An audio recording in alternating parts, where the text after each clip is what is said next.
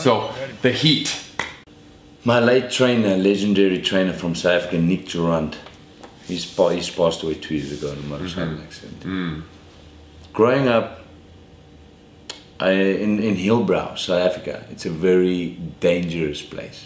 When I say it's very dangerous, it's very dangerous. Like when everything changed so badly in South Africa, my colored people didn't go to Johannesburg because there were so few of us there, because it was completely taken over. But the gym, the best German boxing gym in South Africa was established in the middle of Johannesburg. Okay. So it was, I would go there every day, and I would be in a gym with a gym full of Africans, and I would be the only, Dutch boy in there.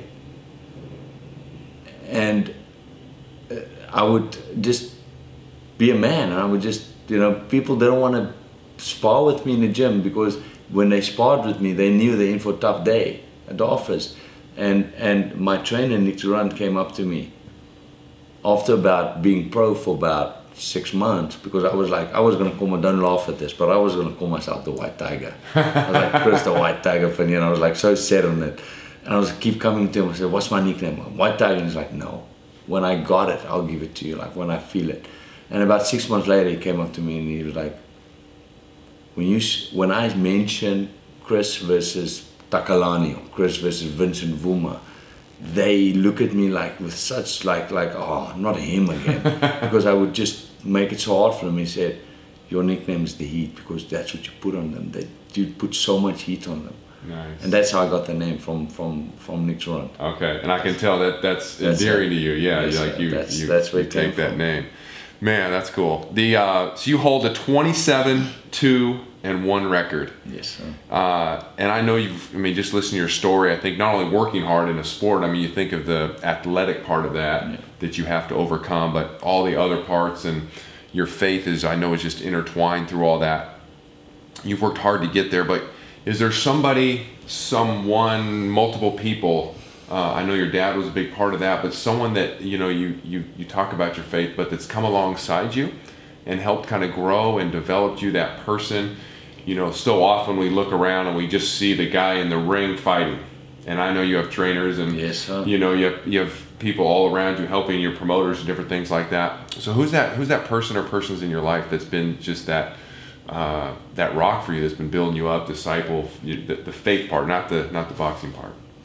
Well, like I said, number one was my dad.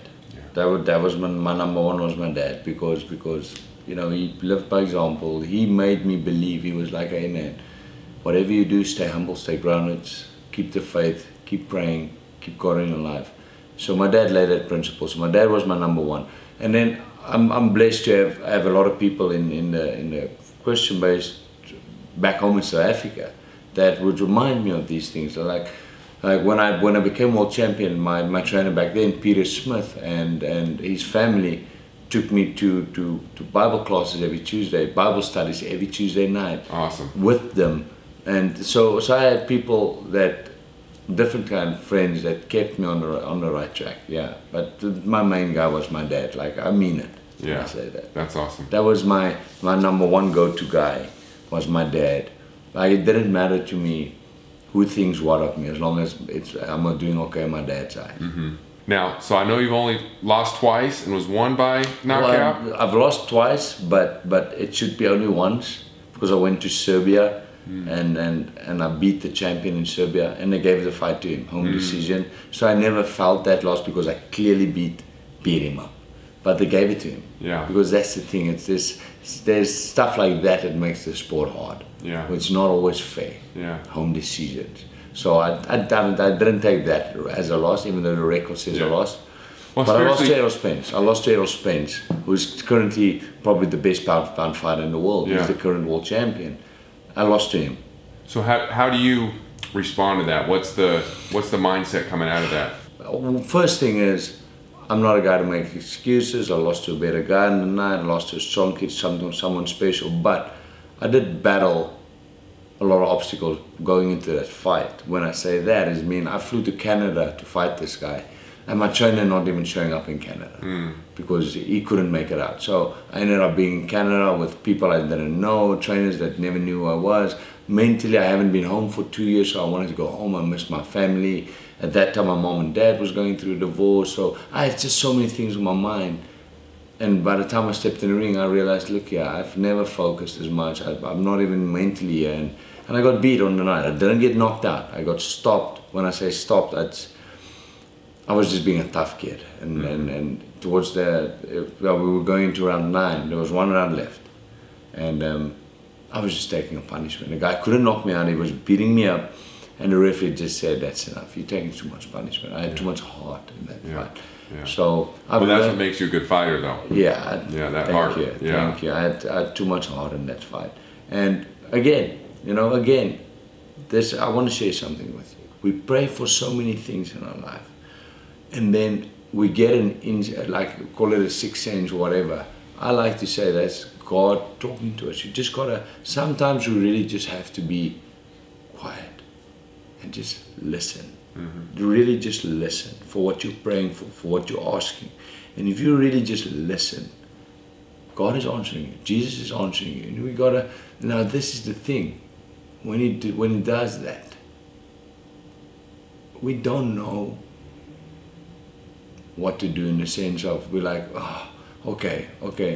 Everything inside of me is saying no, but I want to do this. And then you do it and you fail at it, and you realize, oh, I should have listened to that little voice in my head. And it happened so much. So the time I fought Errol Spence, going into camp for Errol Spence, everything went wrong. Being in fighting camp, everything just didn't go my way. And I would go home every night and I would just pray and say, Lord, if this is something I need to step away from, if this is not a good fight, you gotta show me. And everything would go wrong, and I would have this bad feeling inside of me that everything was going wrong. I would have this thing in my head that says, step away, step away, step away. This is not a good fight. But I would ignore it. Even though I pray for an answer, I get a feeling, but I would ignore it because I'm this tough kid and I would just want to make everyone proud, and I want to make everyone back home proud. And up to the night I was fighting Errol Spence, there was not a day, like 30 pro fights, 29 pro fights. I've never walked into a fight not knowing I'm going to win, not having that confidence. The time I fought Errol Spence, that whole fight camp of about 8 weeks, when I spoke about defeat. I was like, what's going to happen with me when I lose to Errol Spence? And before I find it, I'm like, why am I talking like this? Like, I had all the signals. I had all the signals. And then I fought Spence and I lost. And I went back home and I was like, I should have listened. We got to listen. Sometimes we got to be quiet. I want to share a testimony very quickly when I say listen. And this one time I did listen. I was getting a phone call. My dream as a kid in South Africa was to come to America and be training alongside Manny Pacquiao and train with Freddie Roach. That was a childhood dream because he's the legend. And I did that. I made my way to be trained by Freddie. I trained alongside Manny Pacquiao. I've seen these things. I visioned it. And I had faith that it will come to life, and it did. So I get a phone call to fight at Madison Square Garden. Another childhood dream. One of your dreams, I was like, one day I'll be that kid that fights at Madison Square Garden. People laughed at me. I said, watch me. I get a phone call to fight at Madison Square Garden. Okay. So fight camp starts. Now fight camp is really expensive because there's so many things you got to pay your nutritionist, your strength trainer, your coach. There's a lot of money involved, like when you prepare for something like this. So I get this phone call to fight at Madison Square Garden, and I'm very excited. But now I'm like, I don't have money. I'm like, who am I approaching? I'm so going left, right, asking sponsorship by companies, and everyone is turning me down. But I'm not losing faith. I'm like, okay, I can't do this alone. I'm in prayer, constantly in prayer in my head. I'm talking to the Lord. I say, Lord, you got to take the wheel. I said, you got to show me Jesus. You got to put the right people in my life. Show me. And I walk down on Third Promenade. And as I'm walking on the Third Promenade, in my mind I'm talking to the Lord non-stop. But for a second I stop because there's the street performing on Third Street Promenade. There's a comedian, and he's got a big crowd of people. Now listen to this. And everyone is laughing. And for a second I stop and I watch this comedian do his thing. And I'm laughing. He's funny, man. And a homeless man comes out of nowhere. A homeless man comes out of nowhere and he walks through the crowd. He just walks through the crowd. He doesn't care about no one. He just walks through this comedian, right past him. Almost bumps over his money bucket. Just walks. And the comedian starts making jokes about the homeless man. And we all laugh. I'm guilty. I laughed as well. It was pretty funny. Yeah. And the homeless man stops. And he turns around. And he puts his hands in his pocket and he puts a quarter in the guy's pocket. Now, I was standing there for about 10 minutes. No one, in that 10 minutes, not one person walked up to that comedian and gave him money. Here comes this homeless man that doesn't have anything. And I said he was homeless, he didn't have anything. He puts a quarter in this guy's pocket. And the whole crowd gets silent. Me too, I was like, what just happened? And now all of a sudden, man, I got a little voice in my head that says, Chris, run after this homeless man and give him whatever's in your pocket. And I'm like, oh, Jesus, no. So I'm standing here praying for money. You know what I need, and now you're telling me to go give this man my money? I say, okay, and I run after this homeless man, and as I'm running to him, I put my hand in my pocket, and I feel I've got a note in my pocket. But as I'm running, I'm kind of hoping, like, this better not be like a 50 or something. This better be small, man. Yeah. I'm like, oh, man. Maybe a bank on the way. I'm like, man. And I stop this homeless man, and I put my hand in my pocket, and I pull out. And it's $1. It's a $1 bill. And I give it to him. And he's like, thank you, thank you, thank you. And I said, man, thank God. God bless you, thank God. And immediately I felt the sense of this guy will know.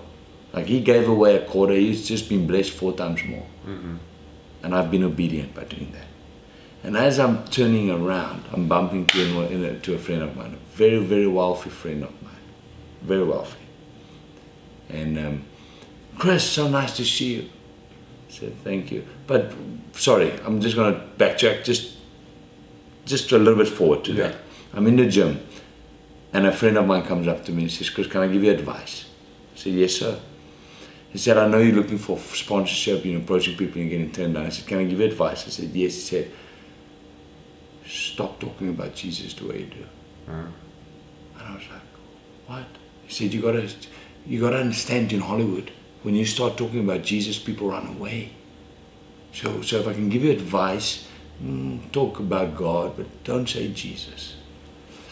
And I looked at him and I said, man, I can't do that. I said, I've done that in my life. I said, and I know I ended up. I said, I can't do that. He said, well, that's just my 2 cents. I said, okay. Going back forward to my friend. He said, Chris, I want to say thank you. I'm following you on Facebook and all of these things, and you show so much of an inspiration. You train hard, you work hard, and your faith for Jesus is just amazing, man. He said, do you have time for I remember him saying, do you have time for a steak? I said, yes. And we went to the steak, and the steakhouse was closed, and we went over across the road for sushi. And we sat and we just started talking. He said, man, you got a good fight coming up, blah, blah. He said, I want to do something for you. He said, I want to write you a check. Just because you're working so hard and you just, you know, I believe in you, so I'm going to write you a check. And he wrote me a check at that table. He said, consider this sponsorship. And he wrote me a big check.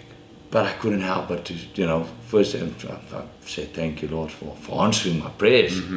But he tested me in my difficult time. I think obedience. Obedience with a little. Yeah. He tested me. If I never ran after that homeless guy to give, if I wasn't obedient with that voice, I would have not bumped into my friend. I would not have. The time it just wouldn't have worked. And that's what I want to tell the viewers is we pray and ask for so much. And we get answered. God talks to us, he answers us, but we don't listen. And sometimes we just got to be silent and listen. Amazing. What a great story. I think too, we stop and we ask, but you're right, the silence to listen and get the answer, whether we like it or not, is the hard part. That's it. And we want to keep pushing it off. And we got to we get tested, and we got to show obedience with a little, like you just said. We got to be obedient. If you're praying for something, and you got to be obedient with a little. Even the and story, wait for your blessing. The story you told about kind of falling away from Jesus, you don't know how you got there, but it was a bunch of small decisions along the way that we end up getting there. It's in the obedience in those small decisions. Man, just hearing you talk and I just, this theme of you've had pride in your life, being a boxer and a tough guy, and thinking like, and to now see you and hear you talk the way you speak about your faith and the Lord, but more importantly, how you have a passion to speak truth and honesty, the struggle. Like, I see transparency here, and I think that's released you from a lot of that stuff. I think that's a powerful place to be in. I mean, we talk about the obedience and following Lord, but yeah, that is a really great place and healthy place to be in, where God is going to do amazing things. It's just neat to kind of hear you share those stories, because I'm not seeing that anymore. But I know my own personal life, I think any athlete out there has that pride. I think some of that can help us excel in what we're doing, but we got to find ways to include Jesus and your heart to be real, and to be there, you know, and speaking for your people, fighting for your people, fighting for the Lord. That's really cool. So talk us through, what would a normal day be right now? Wake up at 4 a.m., start training at 5 a.m. Was about an hour and a half of conditioning. Then, you know, I will go and have my breakfast, and then I've got to, you know, I love being in the gym. It's my passion. That's where I am. So I do train a bunch of celebrities and close friends, boxing training, because boxing is a big thing. It's boomed. The fitness of boxing has taken over big time. So everyone is kind of into it, and especially out here, you know, like I said, I get to train celebrities, which have become really good friends, advisors to me, and speaking to me. So I would spend time training some of them. I'll speak on that, because I've played a lot of sports. The hardest workout when I was playing in Australia, we had this boxing club when we worked out. It is hands down the hardest couple of weeks we've ever had. And what a great workout. We've got a bunch of basketball players coming to the gym for boxing. What a workout. Because they say there's a different kind of no thing. No joke. And so then I will train again at 12 o'clock. My second session will be at 12 till 2. I will train again. And when I get ready for a fight, I train 3 times a day. So every other day is 3 times a day. It's you know, I got a faith book in my car, so I read that every day. Got my Bible next to my bed. I pray every morning, every day. So I've got a routine. Yeah. Small routines. I thought I'd share this with you. I wake up in the morning. As I get out of my bed, I roll over and I get on my knees and I say a prayer. Start my day. I stand up. I make my bed. That's the first thing I do. I make my bed. Why? Because there's a sense of making your bed as you wake up. As you've completed a task successfully. Within 5 minutes of waking up, you've completed a task, and that sets the tone for your day.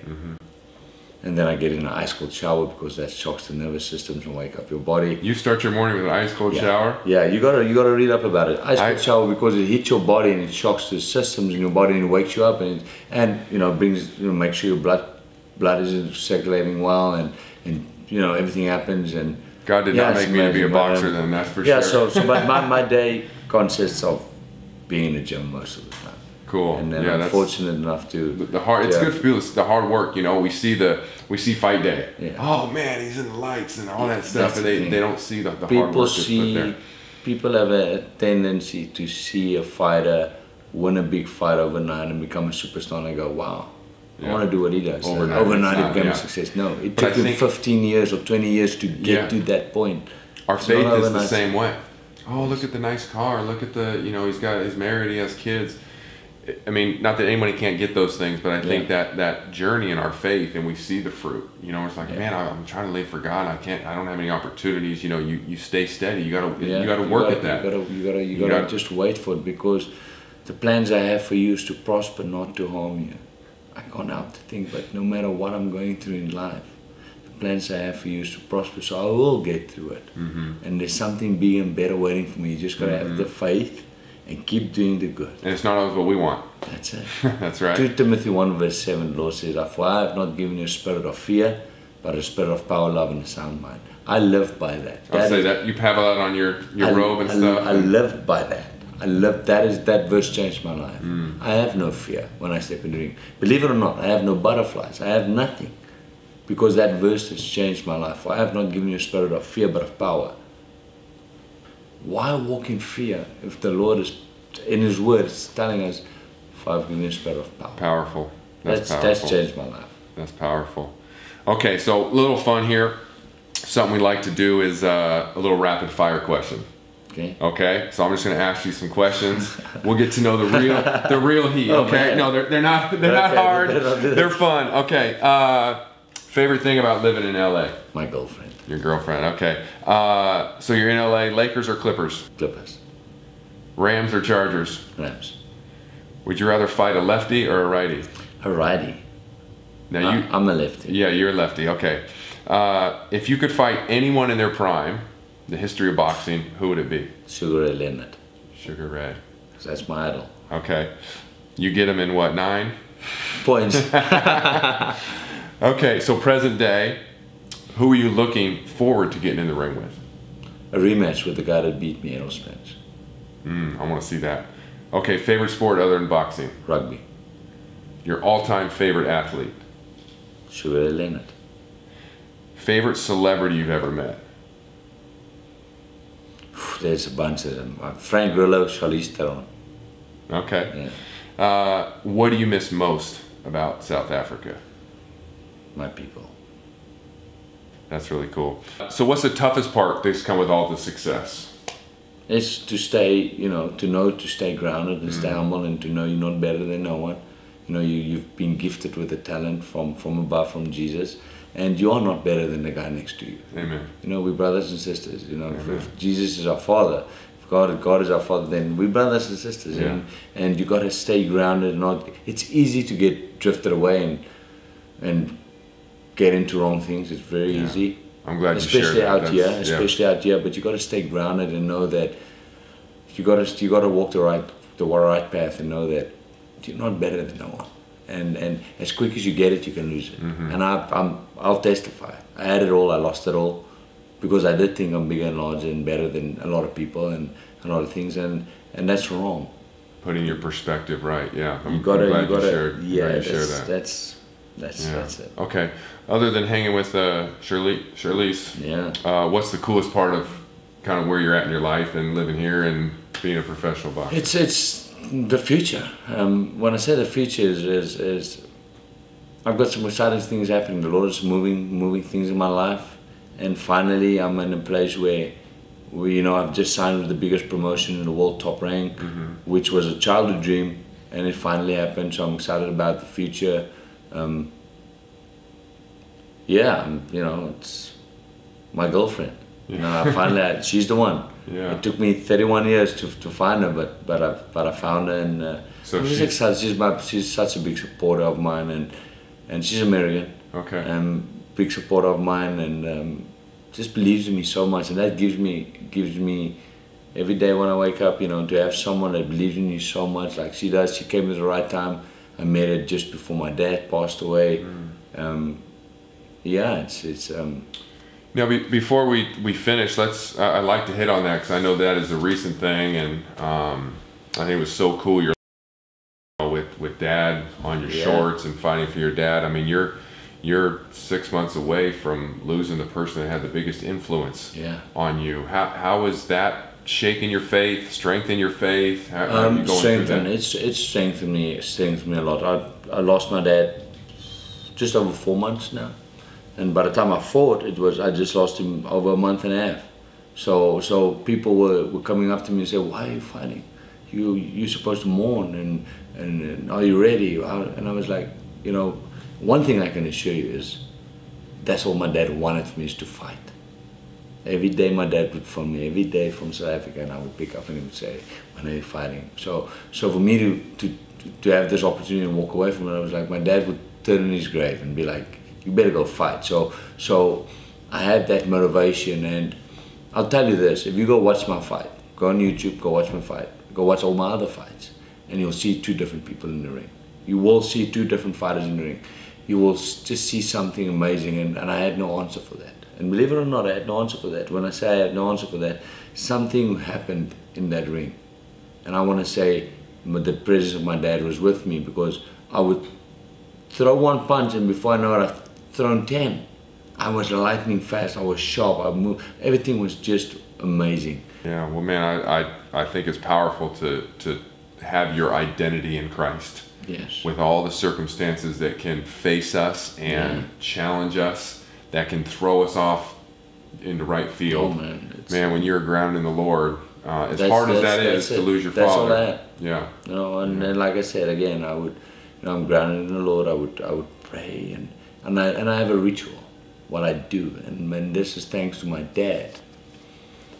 I write a prayer the night before the fight. I write the prayer, and I put it in the night I get in the ring. I put it in my left shoe, and I fight with the prayer in my shoe.